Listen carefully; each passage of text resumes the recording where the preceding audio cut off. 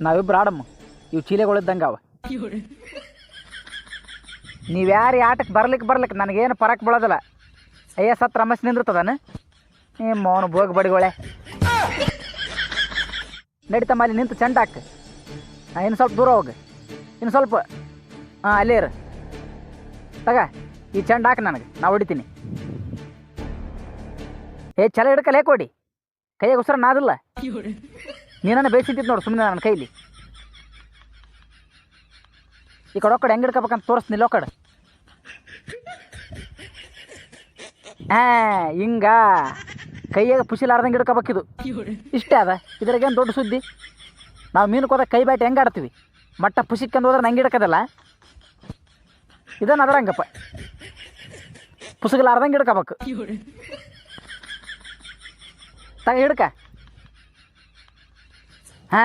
ಶಬಾಷ್. ಈ ಹುಡುಗನ ನೋಡಿ ಕಲ್ರಿ ಸ್ವಲ್ಪ. ಅಲ್ಲ ಛಲ ಮಾತಿಲ್ಲಿ ಕರೆದ್ರೆ ನಾನೇ ಬರ್ತಿದ್ನಪ್ಪ, ಚೀಲೆ ಅಂತಿದ್ದು ನನಗೆ. ಚೆಂಡಾಗ್ತಮ್ಮ ಈಗ ಒಂದು ಏಟಿಗೆ ಹೊಡಿತೀನಿ. ಅದೇನು ಅಂತಾರಲ್ಲ 6.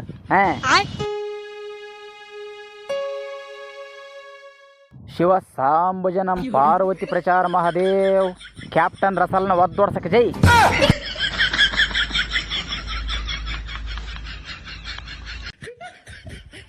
ಗುರಿ ತಪ್ಪತಿರ್ತಾವ. ಒಂದೇಟು ಗೋಡೆ ಅಂದ್ರೆ ಹೆಂಗಾಗ್ತದ? ನಿಮ್ಮಂಗೆ ಚೀಲೆಗಳು ಕುಂತಂಗೆ ಯಾಕೆ ಕುಂದ್ರೆ ಬಂದು ಆಡಕತ್ತೀನಿ, ಪಾಡಲ್ಲ.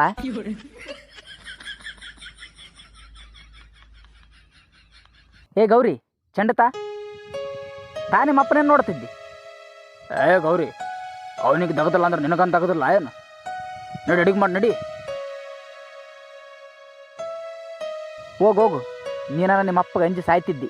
ನನಗೆ ಚಮತಿ ಬಿದ್ದು ಚೆಂಡು ಕೊಡವಲ್ಲ, ವರದಕ್ಷಿಣೆ ಏನು ಕೊಡ್ತಾನವ. ಹೋಗು, ಮತ್ತೇನು ತಿರುಗಿ ನೋಡ್ತಿದ್ದಿ? ನೀನೇನು ಮಾಡ್ತಿ ಪಾಪ? ಇಷ್ಟು ಮಂದಿ ಗಣಮಕ್ಕಳಿದ್ರೆ ನಿನಗೆ ಚೆಂಡು ಕೊಡೋನ್ನಲ್ಲ, ನಂದೇ ತಪ್ಪದು, ನನ್ನ ತಪ್ಪದು. ತಗಲೆ ಈ ಸಲ ಛಲ ಹಾಕಿ ಸ್ವಲ್ಪ. ಈ ಸಲ ಸೀದಾ 6 ಅವತ್ತದ ನೋಡ್ರಿ, ಹೆಂಗಂದ ನಂದಿರಿ.